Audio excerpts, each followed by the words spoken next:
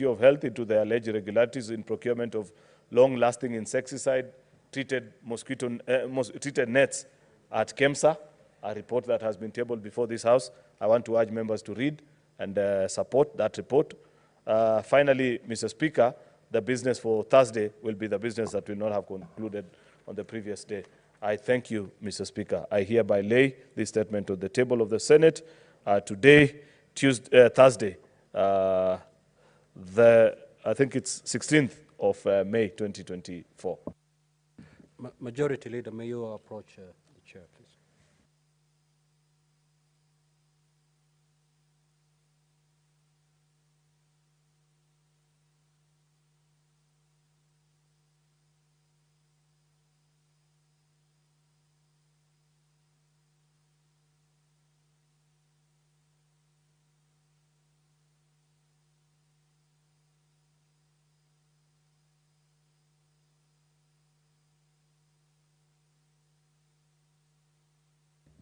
Now, honorable senators, at this juncture, allow me to invoke the provisions of Standing Order 45 to rearrange the sequence of today's order paper for the convenience of the House. We will move straight away to order number 10, and thereafter we will resume number 8, no, number 9 and 10. And thereafter, we will resume normal flow of today's business as contained in the order paper.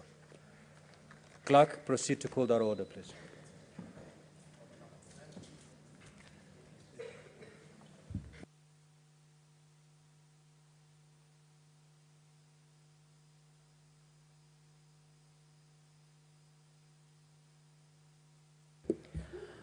Order number 9, Committee of the Whole, the Gambling Control Bill, National Assembly Bills number 70 of 2023, Division. Order number 10, Committee of the Whole, the Conflict of Interest Bill, National Assembly Bills number 12 of 2023, Division.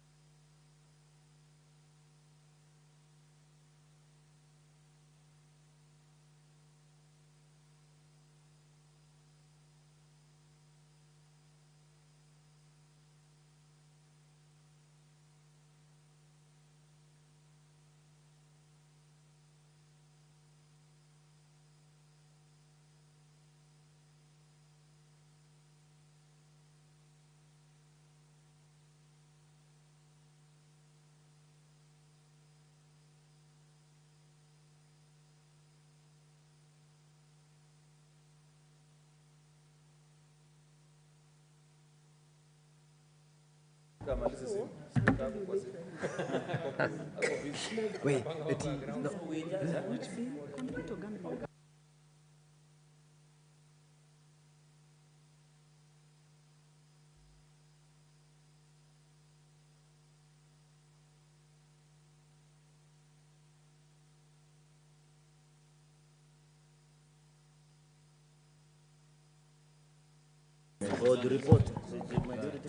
Sergeant at Arms, could you please ring the quorum bell for 5 minutes? 10 minutes, 10 minutes.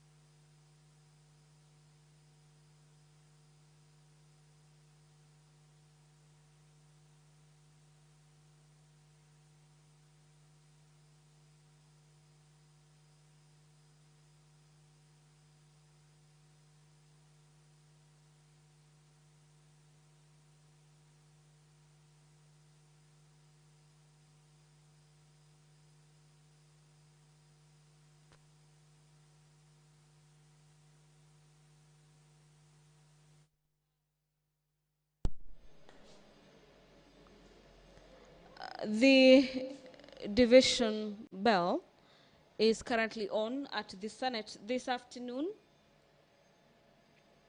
The chair of the Committee of the Whole at the moment, Senator Wakili Hilary Asigei, has directed that the quorum bell be rung for 10 minutes.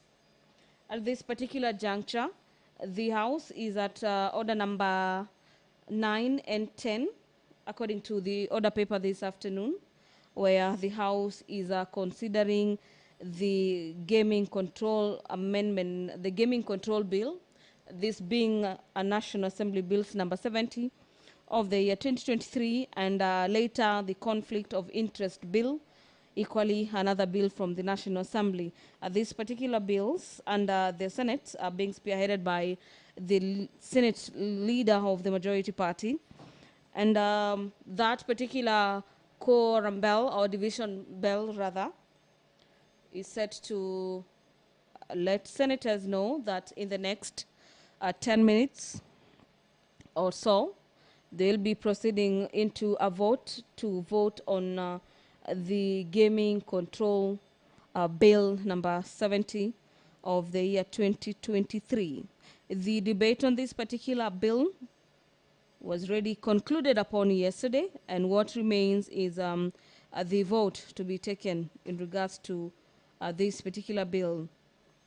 Let's now have a look at the proposals in this bill, the gaming control bill, which is a bill that is seeking to regulate how betting, lotteries are being done in the country. And according to this particular bill, is that the gambling control bill 2023 is an act of parliament to provide for the regulation of betting, casinos, and any forms of gambling, authorization of the prize competitions, and the public lotteries. This particular bill is for the purposes of establishment of the Gambling Regulatory Authority of Kenya, for the imposition of tax on betting and other forms of gambling, and for the connected purposes.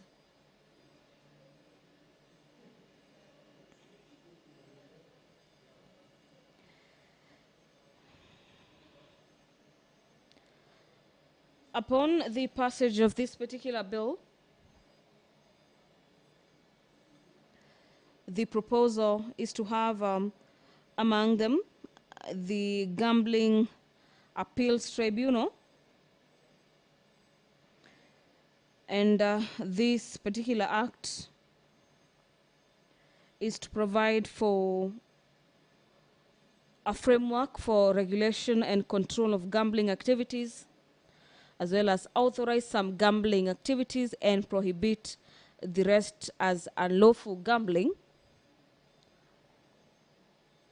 There will also be the aspect of promotion of development of responsible gambling industry, as well as minimization of social harm associated with gambling. Matters to do with ensuring that there is integrity and fairness in licensed gambling activities, and provision for the establishment of mechanisms for resolution of disputes relating to gambling.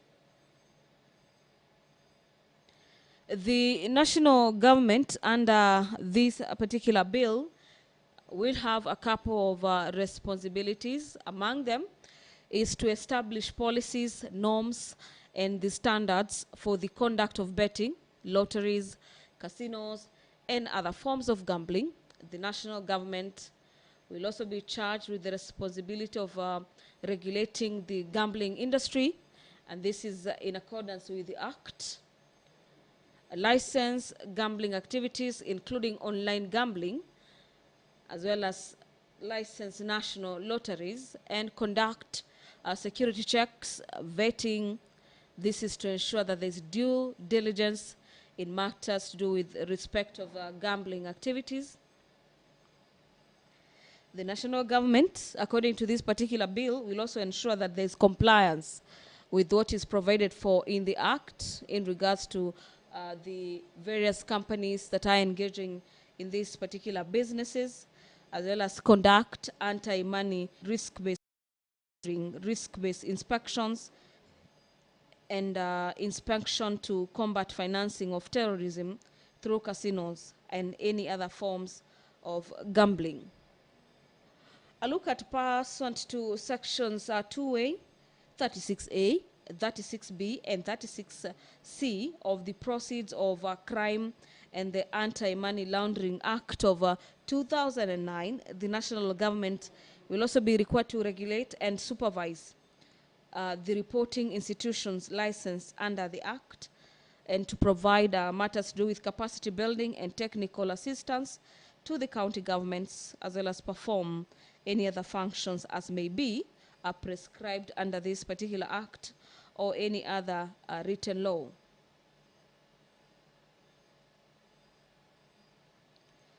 Away from the national government, which is one of the entities that will be required to adjust a number of factors when this particular bill is passed by the Senate. Part 3 of the bill seeks to have matters to do with establishment of the Gambling Regulatory Authority of Kenya.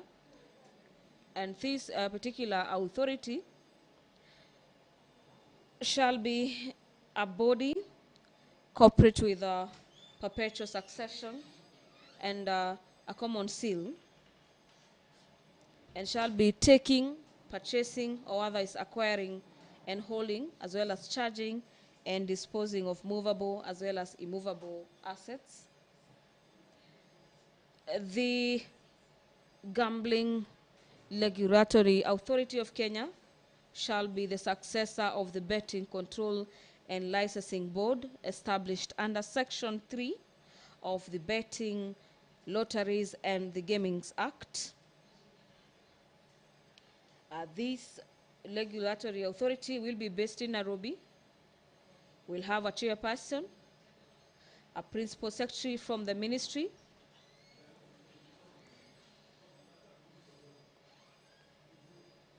the PS from the Ministry of Treasury, the Attorney General, and 3 persons not being public officers appointed by the Cabinet Secretary, being persons with background in matters of finance, law, betting, and lotteries, or business management.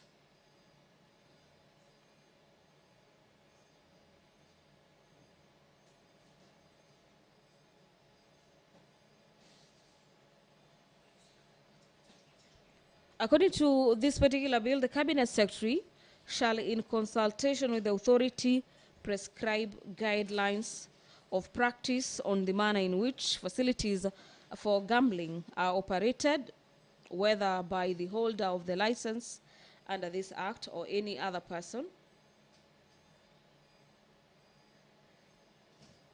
The CS is also charged with the responsibility of ensuring that gambling is conducted in a fair and open manner, and as well as the ministry protecting children and any other vulnerable persons from being harmed or exploited by gambling. The division bell is currently on at the Senate, and we have the whip marshalling senators to the chambers this afternoon to ensure that the House is properly coordinated to take that particular vote on the gaming control bill. This is a bill from the National Assembly that seeks to regulate matters betting and how casinos are being run in the Republic of Kenya.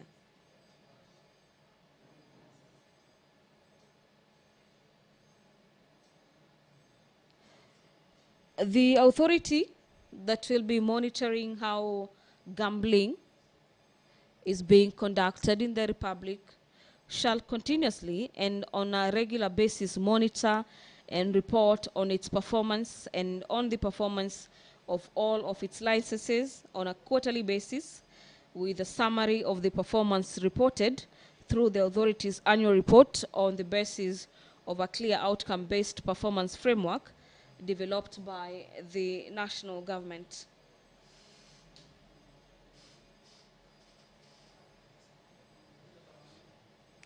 Part 4 of the bill requires that a person shall not offer any gambling activity or service unless the activity or the service is licensed under this particular act.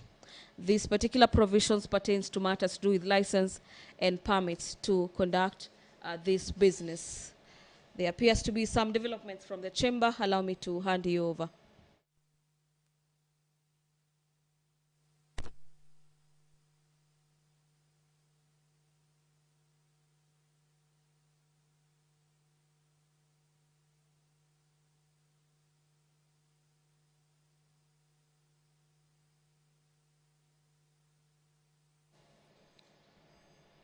The division bell has been added a further few minutes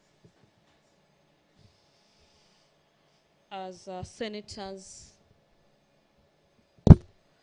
are waited upon to make their way into the chamber this afternoon to necessitate the House to be able to take a vote on the gambling control bill. Remember, this is a bill seeking to regulate as well as streamline the gambling industry in the Republic. Of importance is the establishment of the Gambling Authority, which shall vet all applications for license. In this particular vetting, the authority shall determine whether an applicant is suitable to hold a license or a permit in relation to a body or its directorate, matters to do with financial status or solvency of a company or a person seeking to conduct the business of gambling in the Republic of Kenya. Upon the passage of this particular bill and subsequent establishment of this gambling authority, there will be a lot of vetting of companies as well as persons seeking to establish casinos as well as betting branches across the country, as well as on online platforms. The persons seeking to have licenses will be given an opportunity to be heard before determining whether the applicant is fit and for the purposes of this particular act to ensure that indeed the company does not do gambling that is illegal and that is which is going to harm the country. Remember, when this particular bill was being debated on the floor, senators raised mixed reactions in regards to various proposals proposed in this particular bill. But of importance is how senators stressed on the need to have the industry regulated, attributing some of the increase in the cases of suicide and mental health in the country to matters to do with losses that has been incurred in the gambling industry. According to senators, a number of youths have resulted into the aspect of gambling, and upon the aspect of losing, there is no know-how in regards to how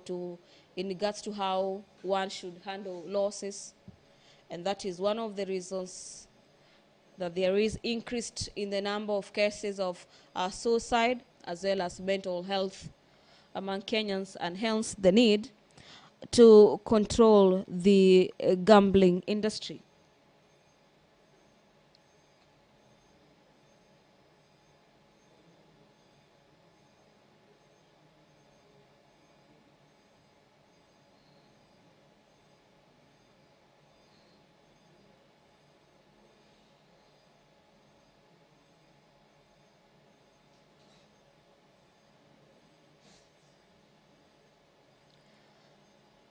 The bill highlights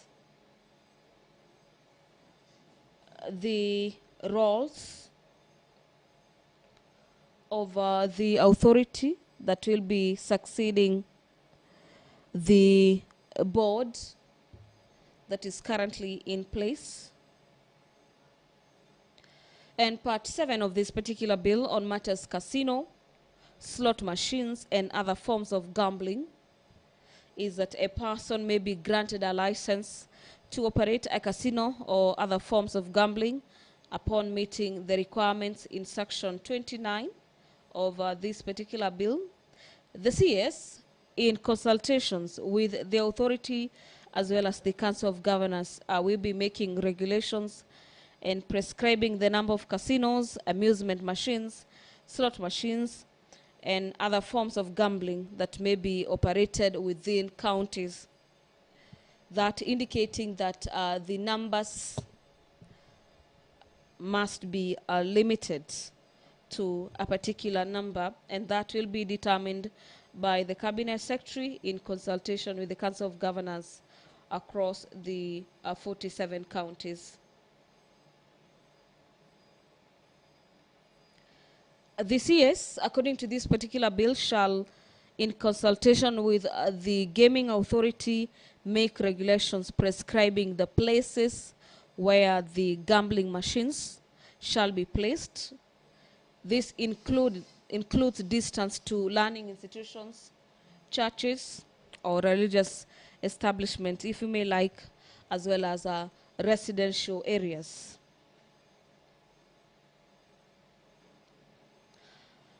According to this particular bill, is that a single bet in a casino machine shall be played for a minimum of 20 shillings.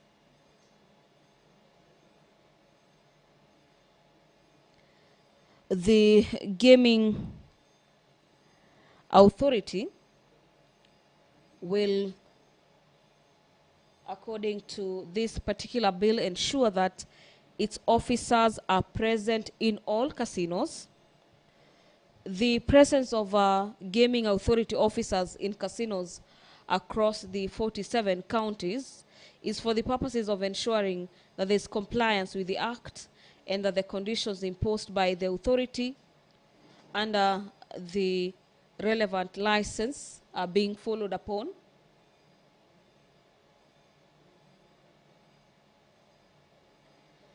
The country having gone digital and gambling having taken the online route, there are a number of proposals are proposed to regulate betting online.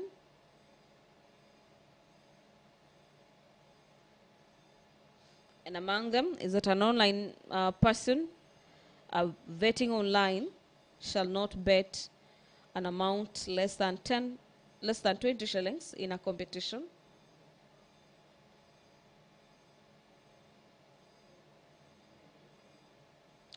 And any operator who permits someone to engage in online gambling activity for an amount less than the amount prescribed under this particular bill will have committed an offense and shall be liable upon conviction to a fine of not less than 5 million shillings or be imprisoned for a term not exceeding 5 years or both.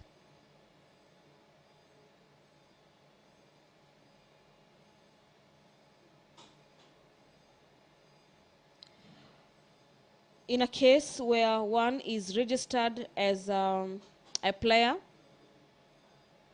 in an authorized game conducted by the license, the person shall not be allowed to participate in matters gambling. An operator is also required to put in place mechanisms to ensure that children not registered for online gambling, rather that children are not registered for online gambling, lottery, and that children should not bet.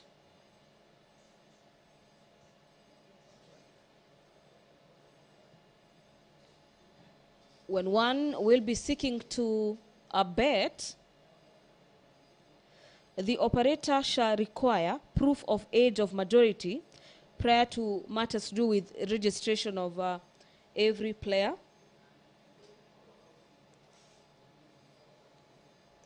And away from that, the gaming regulatory authority shall make regulations for the prevention of the registration of a child from an online game, lottery, or a bet.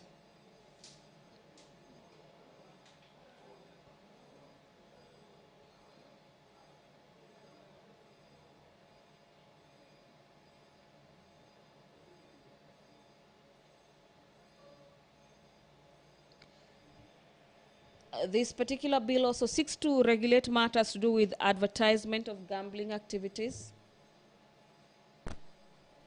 where a person shall not, without the approval of the authority, promote the advertisement of a gambling activity on electronic media or any other forms of communication by holding himself out by advertisement, promotion, as well as notice and public placards without the aim of enticing members of the public to participate in gambling.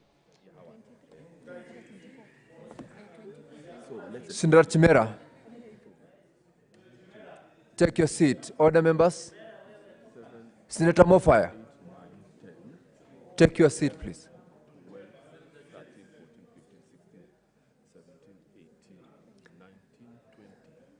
Senator Tabitha.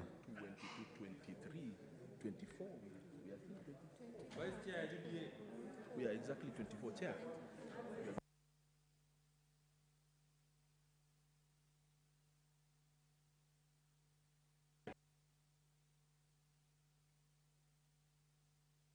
Sorry. Senator Aaron, please approach the table.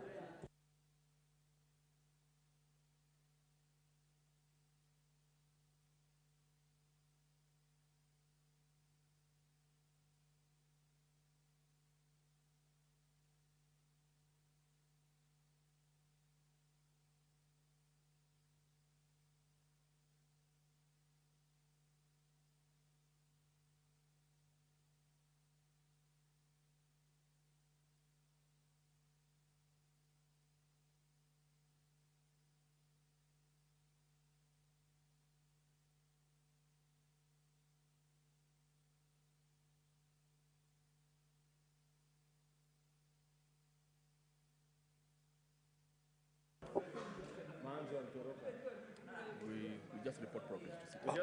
Honorable members. Honorable members, we are unable to raise quorum for purposes of division.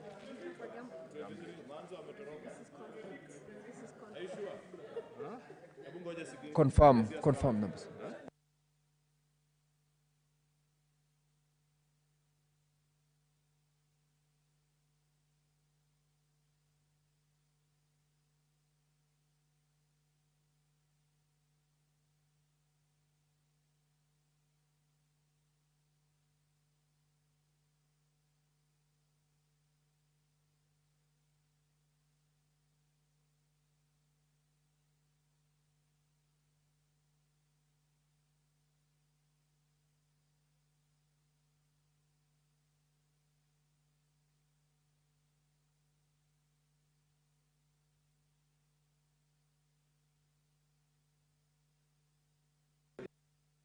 So,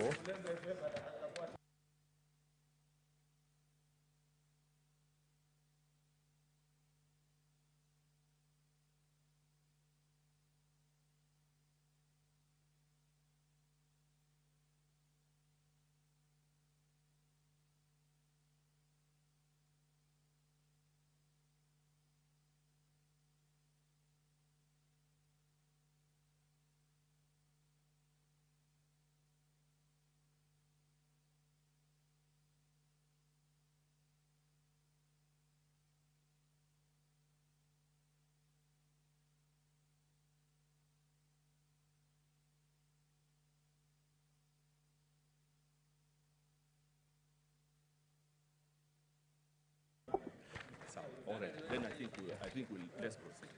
Honorable members, order. We now like to proceed with division on the conflict of interest bill, National Assembly bills number 12 of 2023. We'll go for division.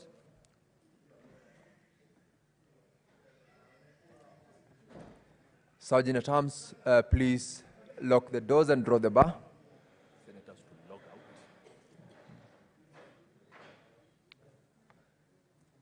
Honorable Senators, log out also from your delegates unit. And Sergeant at Arms, collect the cards which are not utilized from their delegate units.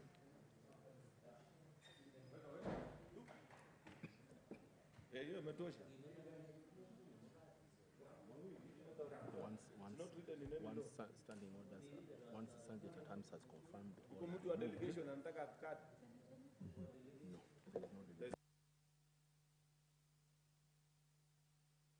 So Senate to log in. Members, you now may log back in. We are ready to go for divisions.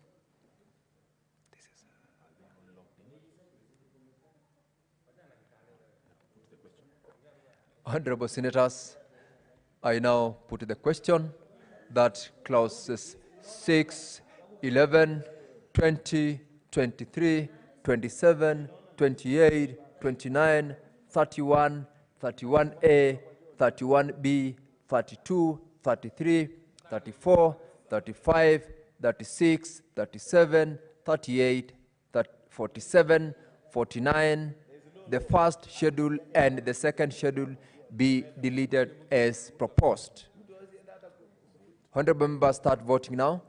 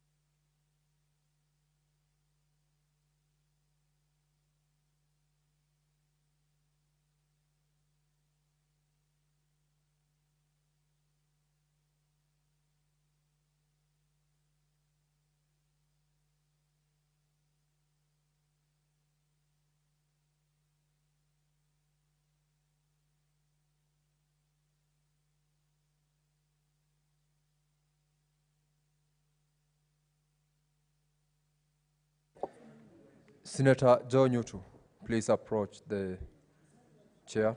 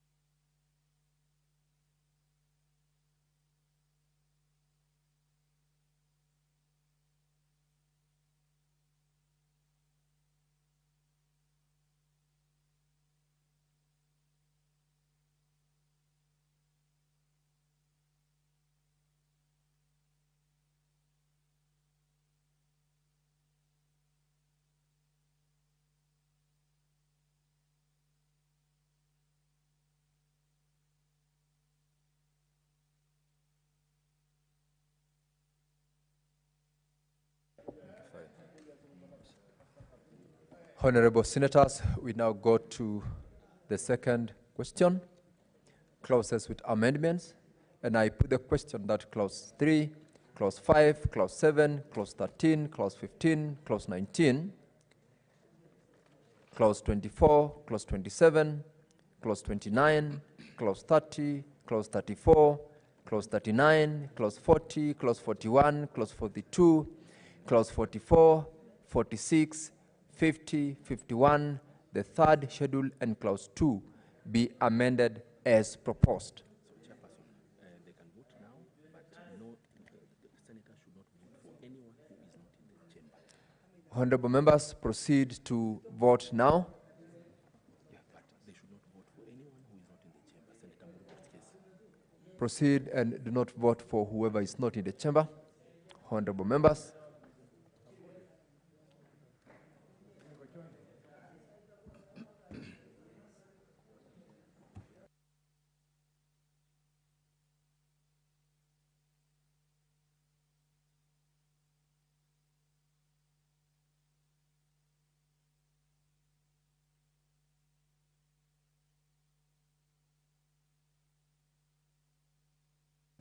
Senators to vote.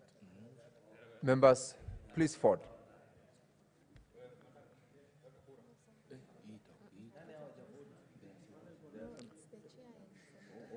Members, please vote. Just about to conclude voting.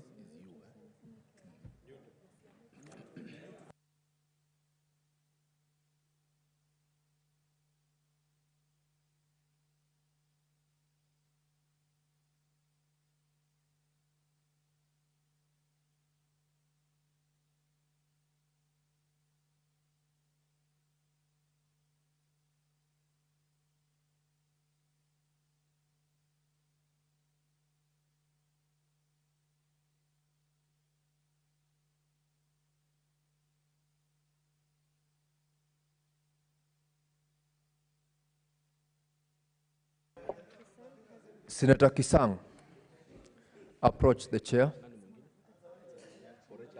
we will just cross his name. We will just cross his name. Senator Nyutu has voted. Voted, eh? So, look at your signing page.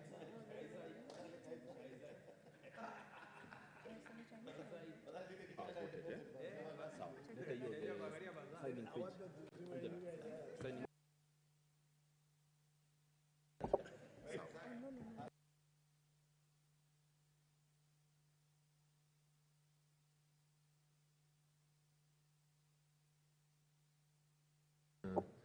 Senator Faki, approach the chair as well.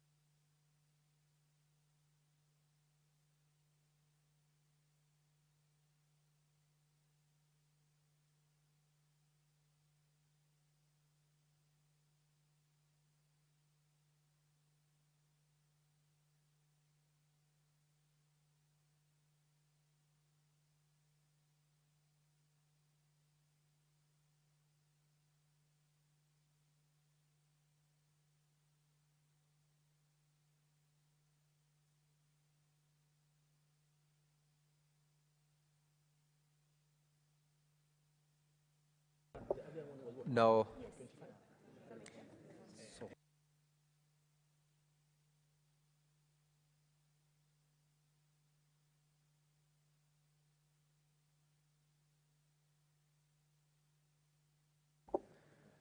we are progressing to the next question, and I now put the question that clauses 3 as amended, 4, 5 as amended, clause 7 as amended, clause 8, 9, 10, 12, 13 as amended, clause 14, clause 15 as amended, Clause 16, Clause 17, Clause 18, Clause 19 as amended. Clause 21, Clause 22, Clause 23 as amended. Clause 25, Clause 26, Clause 29, Clause 30 as amended, Clause 39 as amended, Clause 40 as amended, Clause 41 as amended, Clause 42 as amended, Clause 43, Clause 44 as amended, Clause 45 and Clause 46 as amended, Clause 48 and Clause 50 as amended, Clause 51 as amended, the third schedule as amended, Clause 2 as amended, the title and Clause 1 be part of the bill. Honorable members, start voting now.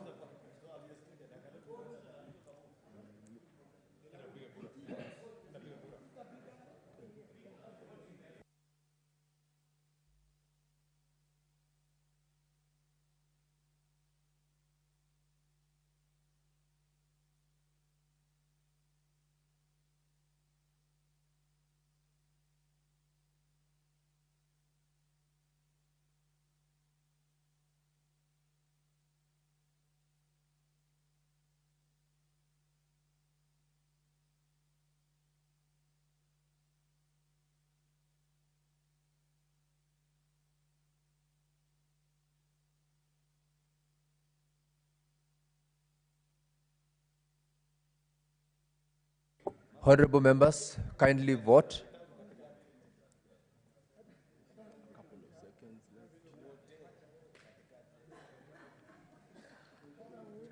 Yes, sir. Gambling, sio leo, sio. Gambling, it is.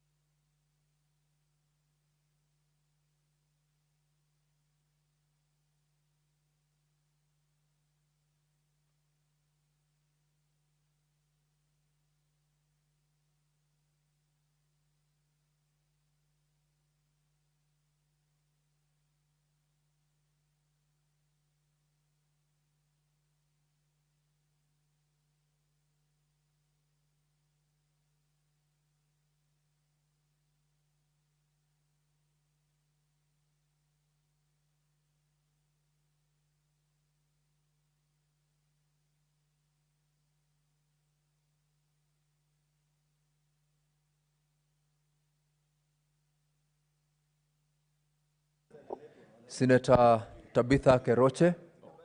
Senator Tabitha Keroche, approach the chair. Oh, and Senator Samson Kiprotich, approach the chair as well.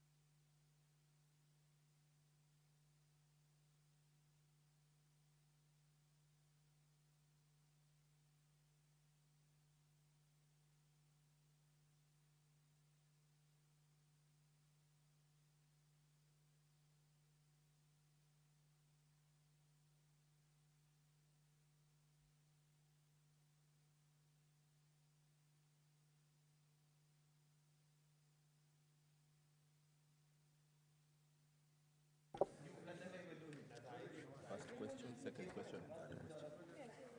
Honorable members, these are the results of voting or division results. On the first question, these are clauses for deletion. The results are ayes 25, nays 0, abstentions 0. The ayes have it. On the second question, clauses with amendments, the ayes 25, nays 0, abstentions 0. The ayes have it. And lastly, on all clauses, the ayes 25, nays 0, abstentions 0.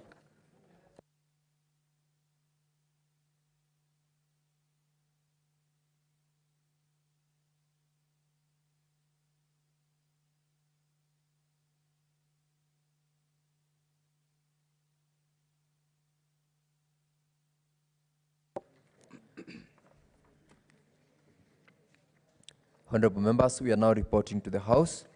I'd like to ask the Majority Leader to move.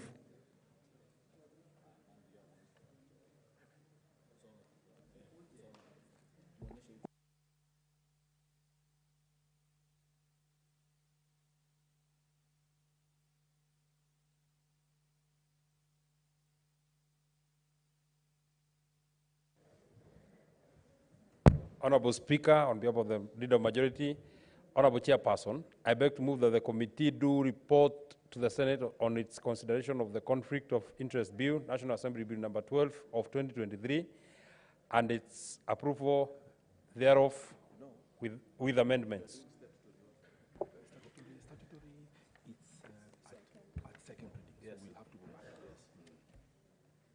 Honorable members, I now put a question that the committee do report to the Senate its consideration of the Conflict of Interest Bill, National Assembly Bills number 12 of 2023, and its approval thereof with amendments. Will as many as of that opinion say aye? Will as many as of a contrary opinion say nay? The ayes have it.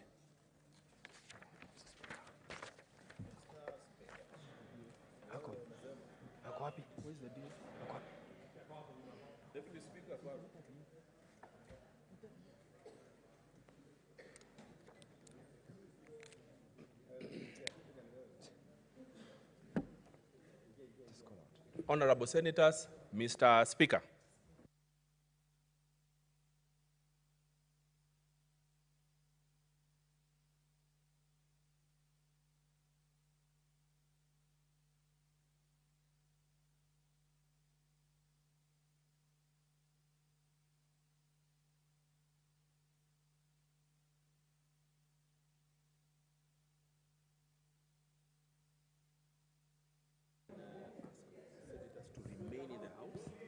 Honorable Senators, just a minute, just hold on. Honorable Senators, have your seats. Let us conclude this business nicely. So we are reporting on the bill by the Committee of the Whole on the Conflict of Interest Bill, National Assembly Bill numbers 12 of 2023. Chairperson. Thank you, Mr. Speaker. Honorable Speaker, I beg to report that the Committee of the Whole has considered the Conflict of Interest Bill, National Assembly Bills number 12 of 2023, and seeks leave to sit again tomorrow. As a mover. Honorable Chairperson, I beg to move. Sorry. Honorable Speaker, I beg to move that the House do agree with the committee on the said report. Did he read? When did you say tomorrow?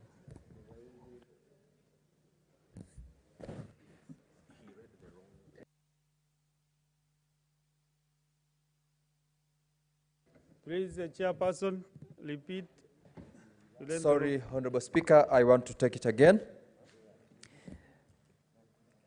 Honorable Speaker, I beg to report that the Committee of the Whole has considered the Conflict of Interest Bill, National Assembly Bills number 12 of 2023, and its approval thereof with amendments.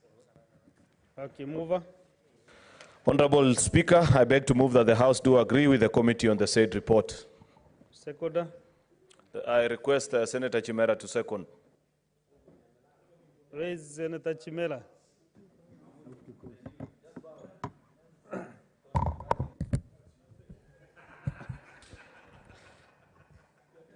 Okay, Honorable Senators, I propose the question that the House do agree with the committee in the Senate report. I put the question that the House do agree with the committee in the Senate report. As many as of those Similar opinion say aye. As those of contrary opinion say nay. The ayes have it. Mover.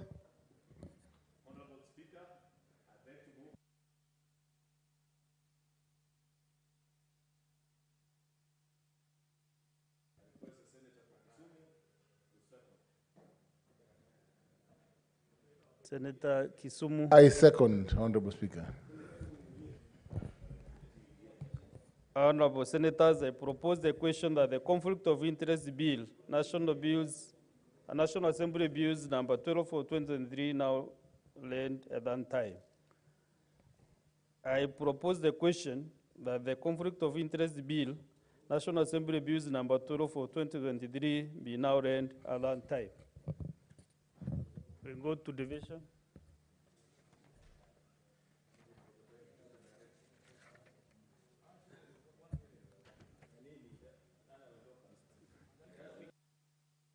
Let's proceed to vote.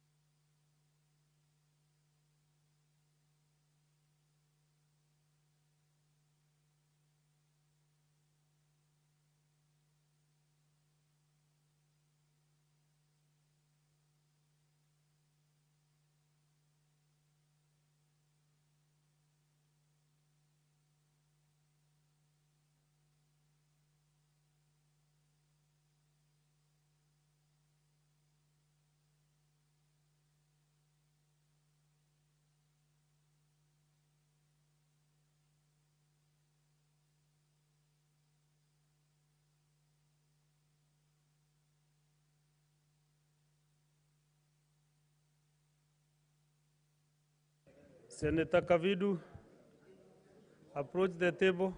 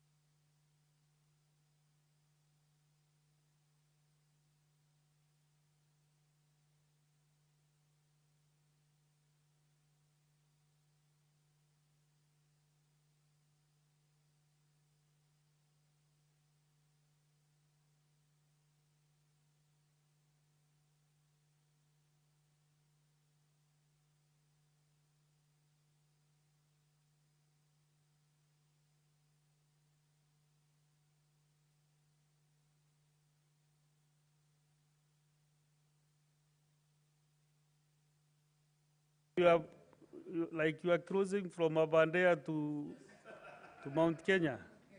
Yeah, like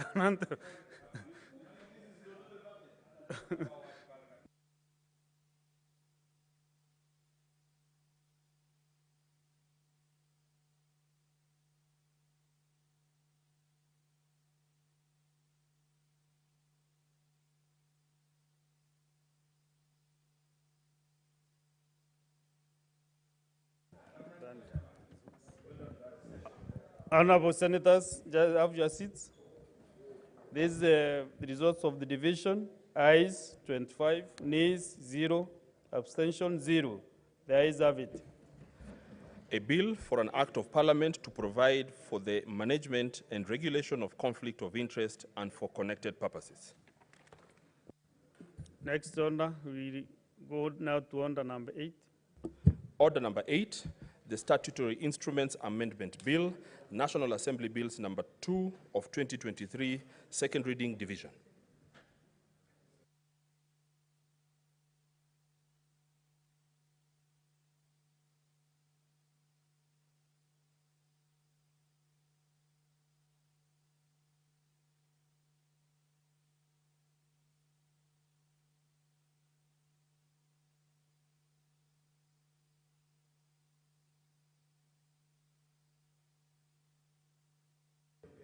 Honorable Senators, let me propose the question, then we vote. Let me put the question. Honorable Senators, Senator Medu, today you are very restless. What is the problem?